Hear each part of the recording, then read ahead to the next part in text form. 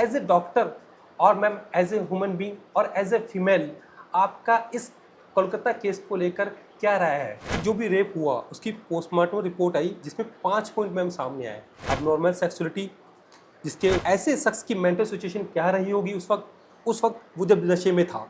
तो हम बच्चों को कैसे एजुकेट करें कि वो एक गुड टच और एक बैड टच को फील कर पाए। ये लाइक दैट अभी कुछ मूवीज आई, एनिमल, कबीर सिंह जैसी मूवीज आ रही है। कोलकाता केस में जो भी हुआ है उसके बाद पूरे देश में गुस्सा है और इसके साथ साथ आईएमए भी इसके साथ देना चालू कर दिया है। इस घटना में एक बात बहुत महत्वपूर्ण है और हम उसको इस एंगल से देखते हैं कि आरोपी जो संजय राय है उसका साइकोलॉजिस्ट टेस्ट होने जा रहा है और शुरू भी हो चुका है। यहाँ तक कि हम देखते हैं कि ऐसे आरोपों की मानसिक विकृति क्या होती है और वह किस तरीके से अपनी मेंटल सिचुएशन को हैंडल करता है। इसी क्रम को आगे बढ़ाते हुए हमारे साथ आज है साइकोलॉजिस्ट मैम डॉक्टर आराधना गुप्ता मैम, और आज हम बात करेंगे कि ऐसे आरोपी की उस वक्त मेंटल सिचुएशन किस तरीके की रहती होगी।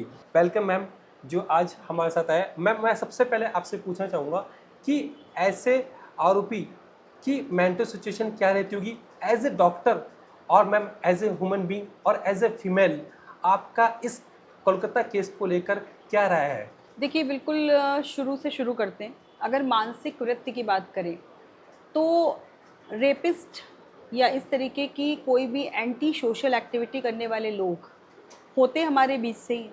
वो कोई अलग से किसी मानसिक प्रवृत्ति को लेकर जन्म नहीं लेते हैं, लेकिन अक्सर ऐसा देखा जाता है कि अगर हम रिकॉग्नाइज करने के लिए कुछ बुलेट पॉइंट्स पर बात करें तो अक्सर ऐसे लोग बचपन से ही कुंठा के शिकार माने जाते हैं। ऐसे लोगों का जो साइकोलॉजिकल पर्सपेक्टिव होता है, चीज़ों को देखने का, समाज के प्रति जो परसेप्शन होता है, वो अक्सर जो है बहुत ही दुविधाजनक होता है। उन्हें ये समझ में ही नहीं आता है कि वो जो व्यवहार कर रहे हैं वो कितना डीप में जा कर के किस हद तक समाज को डैमेज कर सकता है, क्योंकि वो जो कर रहे होते हैं वो उनके हिसाब से बिल्कुल ठीक कर रहे होते हैं। अक्सर लोग कहते हैं कि जिसने भी इसे किया वो सैडिस्ट होगा।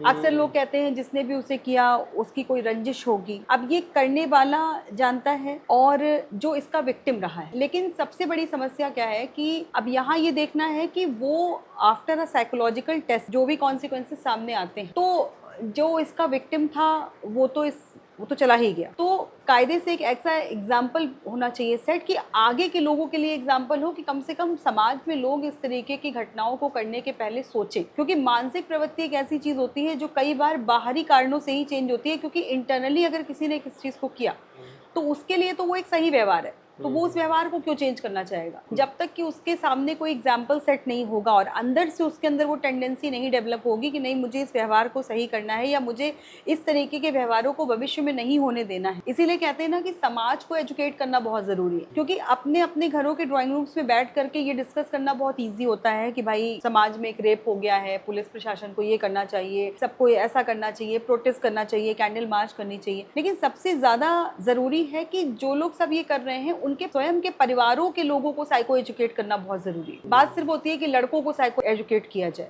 बट लड़कियों को भी साइको एजुकेट करना है कि कैसे वो स्वयं को सुरक्षित रख पाएं, क्योंकि ये कहना बहुत गलत होता है कि लड़की ने ये पहना था तो ऐसा हो गया, लड़का इस टेंडेंसी का था तो ऐसा हो गया।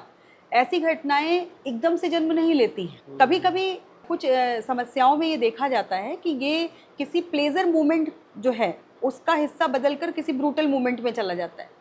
तो देखा जाए तो लोग अक्सर कई बार कई केसेस में मैंने सुना है कि भाई ये कंसेंचुअल था, बाद में वो रेप के उसमें आ गया, लेकिन द थिंग इज दैट कि वो रेप की श्रेणी में आता ही नहीं है, इसलिए वो केसेस और ये केसेस बिल्कुल अलग होते हैं। तो मनोवृत्ति की बात कहें तो वो हम सबके बीच से ही कोई एक होता है जो इस तरीके की घटनाओं को सर अंजाम देता है। मैं आपसे कुछ पूछना चाहूँगा कि जो भी रेप हुआ उसकी पोस्टमार्टम रिपोर्ट आई जिसमें 5 पॉइंट मैम सामने आए, तो मैं आपके सामने एक बार ये बात रखता हूँ, फिर आप मुझे बताना कि आरोपी की जो मेंटल सिचुएशन है उस टाइम पे क्या रहेगी। सबसे पहले आए कि अबनॉर्मल सेक्सुअलिटी, जिसके उसके कारण डॉक्टर के प्राइवेट पार्ट में बहुत ज़्यादा गहरे जख्म थे, चिल्लाने से रोकने के लिए उसकी नाक, मुंह और गले में लगातार दबाया गया और गला घोटने से उसके थायराइड कार्टिलेज जो है डैमेज हो गया। सेकंड बात में समझ में आई कि उसके सिर को दीवार से सटा दिया गया जिससे उससे चिल्ला न सके, उसकी होठ, उसके पेट, उसकी उंगलियों में और बाएं पेट पे चोट के निशान आए।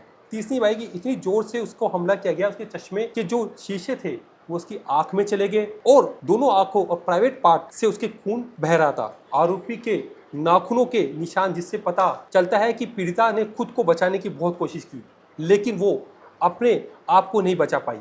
इन पांचों पॉइंट के अंदर आपको क्या समझ में आता है, और ऐसे शख्स की मेंटल सिचुएशन क्या रही होगी उस वक्त वो जब नशे में था? देखिए, अभी पर्टिकुलरली मैं सिर्फ इसी चीज़ के बारे में ही बोलना उचित समझूंगी, इसे कंपेयर नहीं करूंगी दूसरों की मानसिकता के साथ में। मेरे ख्याल से जिस समय इस घटना को उसने सरअंजाम दिया, तो पहली बात तो उसकी मानसिक प्रवृत्ति जो है वो किसी चीज़ से प्रॉबेबली इस बात की संभावना नज़र आ रही है कि उसका कुछ पर्सनल कॉन्सिक्वेंस भी चल रहा था शायद पीड़िता के साथ। क्योंकि अगर देखा जाए तो अगर हम एक नैसर्गिक प्रक्रिया माने तो सेक्स एक नैसर्गिक प्रक्रिया है जो कि लोग प्लेजर के लिए अपनाते हैं, ठीक है। अगर हम रेप की बात करें तो रेप बिल्कुल ठीक बात है कि रेप एक ब्रूटल प्रोसेस है जिसे ज़बरदस्ती शब्द के साथ, इसमें ज़बरदस्ती जुड़ी होती है। बट देखा जाए ज़बरदस्ती के अलावा अगर इस कदर इतनी नशंजता के साथ अगर सेक्सुअल प्रोसेस को अंजाम दिया जा रहा है तो इसका मतलब होता है कि बिल्कुल पीड़िता ने संघर्ष किया होगा, लेकिन उस व्यक्ति का जो मानसिक स्तर है, उसका जो दिमाग का एक्साइटमेंट है, वो सिर्फ और सिर्फ सेक्सुअल प्रोसेस को लेके नहीं रहा होगा। उसके साथ में कहीं ना कहीं वो बहुत ही किसी गंभीर घटना को भी सरंजाम देना चाहता होगा, जिसके चलते उसने इस बुरी तरीके से पीड़िता को मारा, उसके साथ में इस तरीके का व्यवहार किया। और एक पहलू और भी होता है कि कुछ इस तरीके के साइकोपैथिक पर्सनैलिटीज़ होती हैं जिनको इस तरीके की चीज़ों को करने में मज़ा आता है, जिन्हें कहते हैं सैडिस्ट। दूसरों को पीड़ा देकर खुशी मिलना, यानी कि पहले आप रेप करते हैं या रेप करने के पहले ही आप पीड़िता को इस तरीके से सताते, मारते, पीटते हैं कि जितना ज़्यादा उसे पेन होता है उतना ज़्यादा ही उस व्यक्ति को मज़ा आता है। ये भी एक तरीके का साइकोलॉजिकल डिजीज़ की श्रेणी में आता है। These persons are psychopaths. इन्हें मज़ा आता है दूसरों को कष्ट देने में। इसके अलावा आफ्टर रेप भी जो है उन्हें संतुष्टि नहीं मिलती है। उन्हें लगता है कि अभी इस पर्टिकुलर व्यक्ति को और ज़्यादा दर्द देना ज़रूरी है। उन्हें इस बात से कोई भी लेना देना नहीं होता है कि वो व्यक्ति मृत्यु तक उसकी हो सकती है या फिर आफ्टर रेप उसकी क्या आगे की लाइफ होगी। क्योंकि अगर सोच होती तो ये ना होता। सोच ही नहीं थी ना, सोच ही नहीं थी। सिर्फ और सिर्फ एक मानसिक ब्लॉकेज था जिसके चलते उसका सिर्फ एक टारगेट था कि मुझे ये कर देना है। अब इसके क्या अंजाम होंगे, क्या उस पीड़िता के साथ में होगा और सोच यहाँ पर पूरी तरीके से ब्लॉक रही है। मैम, अभी आपने जैसे बताया कि हमें अपनी फैमिली को भी एजुकेट करना ज़रूरी है। बात अभी एजुकेशन की आई तो मैं आपसे पूछना चाहूँगा मैम, हम बच्चों को कैसे एजुकेट करें, उनको गुड टच और बैड टच के बारे में पता लगे? देखिए, बच्चों की अगर बात करते हैं तो इस बात का बहुत ज़्यादा ख्याल रखना है कि सबसे पहले आज की पीढ़ी को एक्सपेरिमेंट करने से रोकना सीखना होगा। आजकल अब तो देखा जाए तो गुड टच बैड टच की बात तो पीछे ही हो गई, क्योंकि गुड टच बैड टच इतना ज़्यादा बिखरा पड़ा है सोशल मीडिया पे कि बच्चे, छोटे छोटे बच्चे जानते हैं कि किस प्रकार की रील में आवाज़ को धीमा करना है और किस प्रकार की रील को यूं ही देख लेना है। तो जब ये अकल आ चुकी है तो इसका मतलब छिपाना और सीखना सब चल रहा है। सबसे ज़्यादा इम्पॉर्टेंट है, बहुत इम्पॉर्टेंट है कि पेरेंट्स को बच्चों को सोशल मीडिया के एक्सपोजर से बचाना होगा। इट्स टू लेट, बहुत लेट हो गया है हालांकि, लेकिन तब भी मैं फिर कहूँगी कि कभी भी देर नहीं होती है। जिस पल से आप अपने बच्चे के प्रति सचेत हो जाते हैं कि कहीं ये कुछ ऐसा ना सीख ले जो ये एक्सपेरिमेंट के चलते कहीं कुछ कर बैठे। क्योंकि देखिए, आज हर उम्र के लोगों के लिए कुछ ना कुछ सोशल मीडिया परोस रहा है। Definitely ma'am. बच्चों के लिए कार्टून्स हैं तो कार्टून्स में भी वल्गर लैंग्वेज है। जो मैरिड लोग हैं, मैरिड कपल्स हैं, उनके लिए इस तरीके का सेक्सुअल कंटेंट मीडिया पर अवेलेबल है कि उन्हें लगता है कि ये चीज़ें हमारी लाइफ में भी क्यों नहीं। ऐसे में चलते कई बार ऐसा होता है कि बहुत सारे मामलों में रेपिस्ट अगर देखे जाएं तो या तो बहुत ही कच्ची उम्र के लड़के हैं, कच्ची उम्र के बच्चों ने कच्ची ही उम्र के बच्चों के साथ कुछ कर दिया, या मैरिड लोग होते हैं जिसमें कई बार पैनल्स में ये डिस्कशन होता है कि if a person is married, proper उसकी अपनी सेक्सुअल लाइफ है, तो फिर काहे की कमी जो इस तरीके का कृत्य किया। Yes ma'am. तो देखा जाए तो दिमाग में ये जो फ्रीक्वेंसीज आ रही हैं, ये कहाँ से आ रही हैं? ये आ रही हैं सोशल मीडिया से। जो भी कंटेंट है, आजकल फिल्में इस तरीके की हो गई हैं। Yes ma'am. अभी समाज में XYZ कितनी सारी ऐसी मूवीज आई हैं। OTT प्लेटफॉर्म एक ऐसा आ गया है जहाँ पर ऐसी मूवी मतलब जस्ट परोसी जा रही है सामने से कि ऐसी मूवीज़ देखने के लिए। कुछ मूवीज़ एनिमल लाइक हो गया, कबीर सिंह जैसी मूवीज़ आ रही है जो हमें साफ ओपन थिएटर में दिखाई जा रही है। भाई देखिए, जैसे आप एक एग्जांपल लीजिए कि चिकित्सक का ओहदा समाज में किस श्रेणी का होता है। यस। और कबीर सिंह जैसी मूवी में क्या दिखाया गया? हाँ मैम। कि एक शराब पी करके सर्जन जो है वो सर्जरी कर रहा है। सर्जरी कर रहा है। तो आप ये देखिए कि एनिमल जैसी मूवी में, जहाँ एक तरफ उस मूवी का प्लॉट ही क्या था, उस मूवी को फैंसी बनाने के लिए उसमें क्या परोसा गया। कुछ मैम अब्यूज लैंग्वेज परोसी गई इसके अंदर। अब आप ये समझें कि एनिमल जैसी मूवी में तो चलिए ठीक है, पेरेंट्स ने जब अपने बच्चों को रोका कि नहीं ये मूवी तुम्हारे लायक नहीं है, हाँ हाँ। बट एक तरफ वो मूवी कहीं ना कहीं तो अवेलेबल थी ना ओटीटी पर, या थी, लोगों हाँ। ने उसको जिस भी बैकडोर से मिल जाती है, आई डोंट नो। काफी मैम तो background। बच्चों ने ज़रूर देखी होगी movie, I don't trust on that कि बच्चों ने नहीं देखी होगी, क्योंकि सबसे ज़्यादा इंपॉर्टेंट ये चीज़ होती है कि पेरेंट्स एक तरफ इस बात का प्रॉपर तरीके से जाप कर रहे होते हैं कि नहीं भाई हम तो अपने बच्चे को लेकर बहुत ज़्यादा जो है कॉन्शियस हैं, हम तो उसे ये नहीं देखने देते, वो नहीं देखने देते, बट कहीं ना कहीं जब वो स्वयं को नहीं इस चीज़ से बचा पा रहे हैं तो why not to say about the kids. Yes। बच्चों को बचाने के लिए, बच्चों के दिमाग को प्रॉपर साइको एजुकेट करने के लिए, उनके दिमाग को पूरी कड़ाई से ये मैसेज देना बहुत ज़रूरी है कि सेक्स की क्या एज होती है, किस उम्र के पहले इस कंटेंट को डिस्कस करना सही है कि नहीं। क्योंकि घरों के ड्राइंग रूम्स में टीवी की आवाज़ को धीमा करना या उस सीन को हटाना आज की जनरेशन की मेन समस्या नहीं है, क्योंकि सबके हाथ में मोबाइल है। सबके हाथ में मोबाइल आप है। जो नहीं दिखाना चाहते वो अक्सर किसी और कमरे में बैठकर वो देख सकते हैं। तो आप ये नहीं कह सकते कि हमने अपने बच्चे को बहुत संस्कारी जीवन दिया है। आप अपनी तरफ से बहुत अच्छा जीवन दे रहे हैं, सब कुछ है, लेकिन आप समाज के एक्सपोजर से, मीडिया के एक्सपोजर से अपने बच्चे को नहीं बचा पा रहे हैं, जहाँ पर उसके अंदर ये जिज्ञासा जन्म ले रही है कि भाई ये क्या है, इसको भी Yes। करके देखा जाए। तभी आज क्लिनिक में आने वाले बच्चों में एक 8-9 साल के बच्चे का भी फीमेल्स के प्रति फ्लक्चुएशन देखने जैसे केसेस आने लगे हैं। व्हाट टू से अबाउट आप एक बड़ी उम्र के लोगों की बात करेंगे। तो अगर हमें एक स्वस्थ समाज को बनाना है,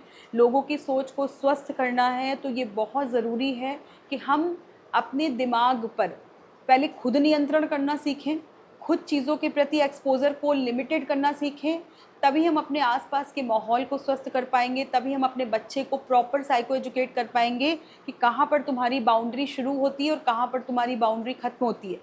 तब जा कर के हम उसे दूसरों की मदद करना, गलत चीज़ों के प्रति आवाज़ उठाना और खुद की मानसिक टेंडेंसी को भी स्वस्थ रखना सिखा पाएंगे। ऐसा जानकारी में है कि जो आरोपी था संजय राय, वो बहुत सारा एडल्ट मूवी देखता था और इसके कारण इसकी वजह से वो कहीं न कहीं पे वो उसके अंदर एक सेक्सुअलिटी की बहुत ज़्यादा डिज़ायर थी। तो क्या मैम इसको ये कहाँ तक सही है कि ऐसी मूवीज़ देखने के बाद क्या हमारी मानसिक प्रवृत्ति इस तरीके से हो जाती है लोगों की? देखिए एक शब्द होता है लिबिडो, सेक्सुअल, जिसके अंदर अर्जिस जो हैं ज़्यादा होती है, उसकी लिबिडो हाई होती है और बहुत सारे लोगों की लिबिडो लो होती है। तो सोसाइटी में अक्सर ये देखा गया है कि अगर कोई व्यक्ति, यहाँ थोड़ा सा मैं इसको एलोबरेट होकर बात करूँगी, अगर कोई व्यक्ति अपने खुद के वैवाहिक जीवन में असफल है, उसकी सेक्सुअल लाइफ अच्छी नहीं है, तो ऐसे लोग भी अक्सर लोगों को विक्टिमाइज करते हैं। ऐसे लोग अक्सर दूसरों पर अपना जोर आजमा कर, जैसे कि रेड लाइट एरियाज में जाना, जैसे कि सेक्सुअल कंटेंट को देख करके मास्टरबेट करना, जैसे कि दूसरी लड़कियों को देखकर ईव टीजिंग करना, इस तरीके की चीज़ें करके वो अपनी सेल्फ स्टीम जो घर में नहीं होती है, अगर क्योंकि उनका पार्टनर कई बार स्वस्थ नहीं, अच्छा रिलेशन नहीं होता दोनों के बीच में, तो ऐसे लोग बाहर जा कर के अपनी इस तरीके की टेंडेंसीज को जो है सेटिस्फाइड करने की कोशिश करते हैं। और दूसरी तरफ कुछ लोगों की लिबिडो बहुत हाई होती है, जिनको हर समय दिमाग में इस तरीके के ख्याल चलते रहते हैं। ये होता है, ये बिल्कुल रिसर्च की हुई बात है कि हाई लिबिडो वाला हर आदमी रेपिस्ट नहीं बन जाता है कि मैं बोलूँ कि हर आदमी रेपिस्ट हो गया, बट हाई लिबिडो का मतलब होता है कि उनके दिमाग में 24 घंटे में से 17-18 घंटे सोने के अलावा इस तरीके के ख्याल, इस तरीके का कंटेंट, इस तरीके का समाज का एक्सपोजर चलता रहता है कि किस तरीके से हम अपनी इस जिज्ञासा को पूरा करते रहें। हाँ, ऐसे लोगों में कई बार अगर देखा जाए तो मास्टरबेशन की बहुत तीव्र टेंडेंसी होती है, लेकिन क्योंकि हर आदमी के लिए तो कोई उसको विक्टिम नहीं मिल जाता है कि वो जाकर के रेप ही कर देगा। जहाँ तक इस व्यक्ति की बात है, तो अगर उस पूरे, सॉरी टू से, बट अगर उस पूरे मेडिकल कॉलेज में उठा के सब लोगों का साइकोलॉजिकल टेस्ट किया जाए तो ऐसे वहाँ पर 100 क्या हज़ारों लोग मिल जाएंगे जो ऐसा सेक्सुअल कंटेंट बहुत देखते होंगे। तो हर आदमी तो रेपिस्ट नहीं बन गया। तो इस घटना में जहाँ तक मुझे लगता है, रेप तो जो हुआ है वो तो बिल्कुल था ही एक मेन कॉज। शायद कोई दोनों के पर्सनल कुछ ग्रजेस थे जो भी इसका कारण बने, कुछ तो है इसके पीछे जिस पर प्रॉपर वर्कआउट हो करके इस तरीके का कोई नियम या इस तरीके की कोई सजा होनी चाहिए, जिसके चलते रेप करने से पहले व्यक्ति एक बार सोचे तो कि हम क्या करने जा रहे हैं। क्योंकि सेक्स सर पर हावी होता है, मैं समझती हूँ, पर किसी को मार देना सर पर हावी नहीं होता है। यानी कि वो उस समय उसके दिमाग में ये होगा, जब इस घटना को उसने अंजाम दिया होगा तो इसका क्या आउटकम आएगा शायद उसके दिमाग में पहले से ही था। इसी वजह से उसने इतनी ब्रूटलनेस के साथ ये सब कुछ किया। मैम आज हम सोशल मीडिया पे देखते हैं कि हम बहुत ज़्यादा सर्फिंग करते हैं, तो ऐसे एडवर्टाइजमेंट एड्स आते रहते हैं बैकग्राउंड के अंदर, जो कहीं ना कहीं पे हमको ऐसी सेक्सुअलिटी के बारे में बताते रहते हैं, इन्फॉर्मेशन देते हैं। तो मैम इनको किस तरीके से रोका जाए और ये कहाँ तक सही है? भाई देखिए, सोशल मीडिया एक ऐसी चीज़ होती है जिस पर ये सब चीज़ें अवेलेबल तो हैं ही। अगर हम मोटे मोटे तौर पर इनको रोकने की बात कहें तो यहाँ पर अपना मेंटल ब्लॉकेज क्रिएट करना पड़ेगा। ओके। कहीं ना कहीं पर आपको इन चीज़ों को देखना, अवॉइड करना सीखना होगा, खुद को ये सिखाकर कि ये वेस्टेज ऑफ टाइम है, इससे सिर्फ और सिर्फ बॉडी और ब्रेन का एक्साइटमेंट बढ़ता है और कुछ नहीं, क्योंकि यही जीवन नहीं है। अगर हम बोलते हैं तो हर चीज़ की, शायद इसीलिए पुराने ज़माने में बनाई जाती थे कि भाई ये आश्रम आपको फॉलो करने हैं, कि ये ब्रह्मचर्य है, ये वानप्रस्थ है, ये गृहस्थ है। शायद वो ज़्यादा अच्छा समय था, क्योंकि लोगों को पता होता था कि कब एक बॉर्डर से हम दूसरे बॉर्डर में प्रवेश कर रहे हैं। अब तो कुछ है ही नहीं, अब तो कोई बॉर्डर नहीं है। अब तो बॉर्डर नहीं है। अब पेरेंट्स को भी पता है कि अगर they both want to talk तो बच्चे को मोबाइल दे देना है, मोबाइल देखना है। अगर हमें पता है हम खाली बैठे हैं तो मोबाइल पे सर्फिंग कर रहे हैं। पहले मोबाइल की जगह इंटरनेट कैफ़े होते थे, तो जो लोग इस तरीके की चीज़ें करते थे, पुराने केसेस आप देखिए, उनके इंटरनेट हिस्ट्री में ये सब दिखता था।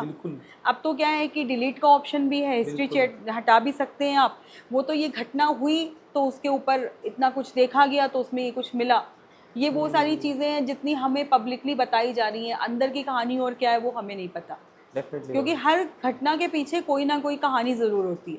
तो अगर इस तरीके की वेबसाइट्स को, इस तरीके के कंटेंट को अवॉइड करना सीखना है तो वहाँ हमें खुद से ही अपने मानसिक स्तर पर शुरुआत करनी होती है।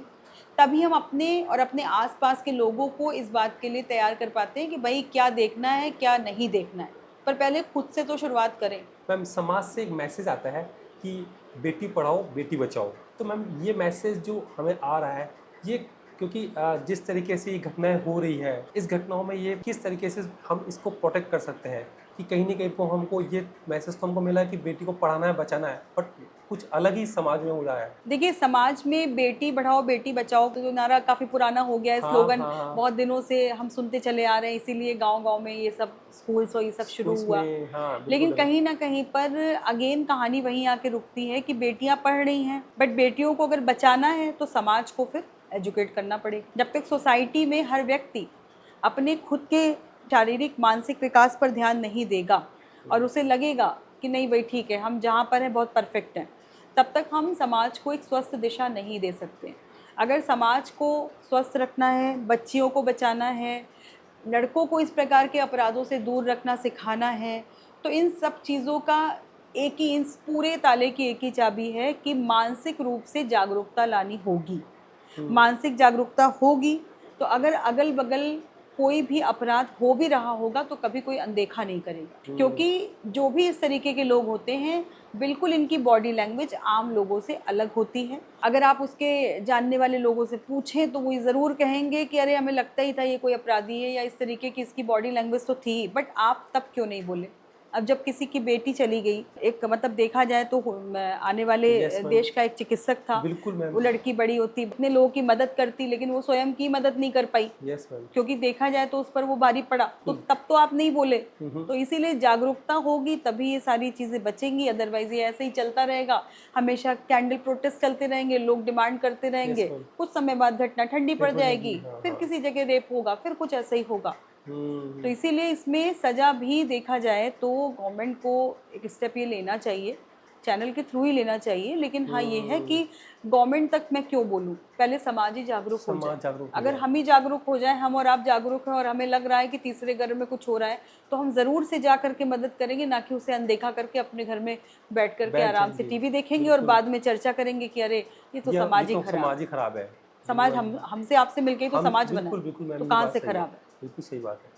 मैम आपने अभी बात करी कि ऐसे लोगों को आइडेंटिफाई किया जाए, तो मैम ऐसे लोगों को हम किस तरीके से कैसे पहचानें, हमारे आसपास ऐसे लोग यदि हो तो हमें उनको कैसे आइडेंटिफाई किया जाए? ऐसे लोगों को आइडेंटिफाई करने के लिए बहुत ज़्यादा कैरेक्टरिस्टिक्स नहीं होती हैं। ऐसे लोग अक्सर बहुत कुंठाग्रस्त होते हैं, चिड़चिड़े होते हैं। ऐसा नहीं है कि हर चिड़चिड़ा व्यक्ति या हर इस तरीके का व्यक्ति ऐसा हो सकता है, लेकिन अगर आपको ऐसा लगता है कि आपके आसपास कोई व्यक्ति ऐसा है जिसका महिलाओं के प्रति लगातार व्यवहार अच्छा नहीं है, अपनी अगर शादीशुदा है, अपनी पत्नी अपनी बच्ची के प्रति अब्यूजिव है, बहुत ज़्यादा अब्यूजिव है, और अगर आपको ये लगता है कि वो व्यक्ति बहुत लो सेल्फ इस्टीम का शिकार है, और अगर आपको उसके व्यवहार में ये दिखाई पड़ता है कि लगातार वो अपने जैसे उसका स्क्रीन टाइम बहुत ज़्यादा है, या बहुत ज़्यादा वो अपनी लाइफ में ही गुम तो रहता है, लेकिन क्या है कि दूसरों के प्रति उसका व्यवहार बहुत अच्छा नहीं, तो ऐसे लोग जो है पर्सनैलिटी डिसऑर्डर से ग्रस्त श्रेणी के लोगों में आते हैं। तो ऐसे लोगों पर थोड़ा अलग से एक परसेप्शन बना लेना चाहिए कि उनसे सतर्क रहना है।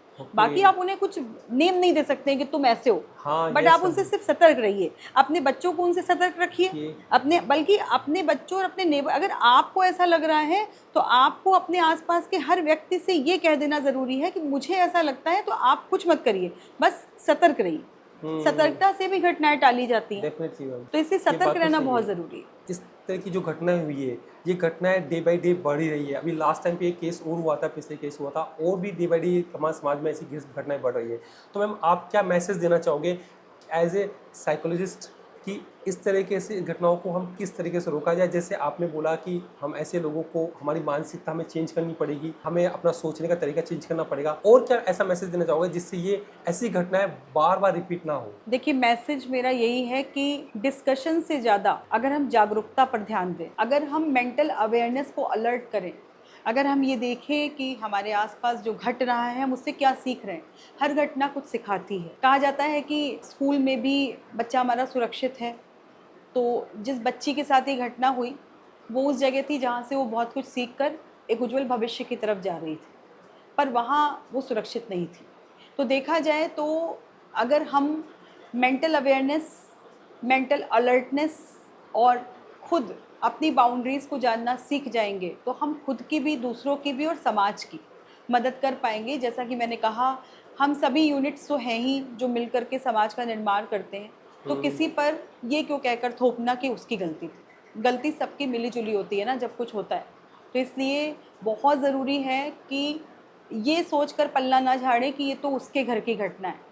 ये सोचे कि ऐसी घटना समाज में नहीं होनी चाहिए। अगर हर व्यक्ति अपनी लोकेलिटी की ही जिम्मेदारी ले ले, छोटी छोटी जिम्मेदारियाँ, तो मिल कर के तो पूरा समाज बनता है और उसी से हमारा पूरा राष्ट्र बनता है। तो सोचिए कि ये ऐसी घटनाएं कितने आराम से रोकी जा सकती हैं। So thank you so much ma'am, जो आपने हमें अवेयर किया इन चीज़ों को लेकर, क्योंकि एज ए साइकोलॉजिस्ट मैम आप इस पे बहुत वर्क कर रहे हो। बहुत सारे पेशेंट आपके पास आते होंगे ऐसे, जिनको आप इस तरीके से बताते होंगे या ट्रीट करते होंगे। तो मैम, ये घटना हुई, बहुत ही शर्मनाक घटना हुई है। ऐसी घटनाएं बार बार नहीं हो, और हमें समझना चाहिए कि हमें हमारे ऊपर काम करना है, नहीं कि दूसरों के ऊपर काम करना है। जब हम अपने ऊपर काम करने लग जाएंगे तो ऑटोमेटिक हमारा समाज भी चेंज होने लग जाएगा। So thank you so much ma'am. Thank you so much दोस्तों इस वीडियो को देखने के लिए। दोस्तों, इस वीडियो को आप लाइक करो या मत करो, कमेंट्स करो या मत करो, बट मैं आपसे एक रिक्वेस्ट करना चाहूँगा, इस वीडियो को आप अपने रिलेटिव्स, अपने फ्रेंड सर्किल, अपने नेबर और मैक्सिमम लोगों को आप शेयर करिए, क्योंकि ऐसी घटना जो हो रही है हमारे देश के अंदर, उसको हम रोक सके और ऐसे लोगों को हम आइडेंटिफाई कर सके। क्योंकि दोस्तों, यदि हमने एक कदम भी अपना बढ़ाया है तो पता नहीं एक घर की बेटी बच सकती है। तो दोस्तों, मैं आपको वापस कहना चाहूँगा, प्लीज़ ये वीडियो आप मैक्सिमम लोगों को शेयर कीजिए, जिससे हमें आइडेंटिफाई हो सके ऐसे लोगों के बारे में। और जब हमें आइडेंटिफाई होगा ऐसे लोगों के बारे में, तो हम तुरंत कह पाएंगे अपने किसी भी फ्रेंड्स को, रिलेटिव्स को या हमारे नेबर्स को। तो मैक्सिमम लोगों को शेयर कीजिए। मैं नहीं चाहूँगा कि बार बार ऐसी घटनाएं हो हमारे देश के अंदर।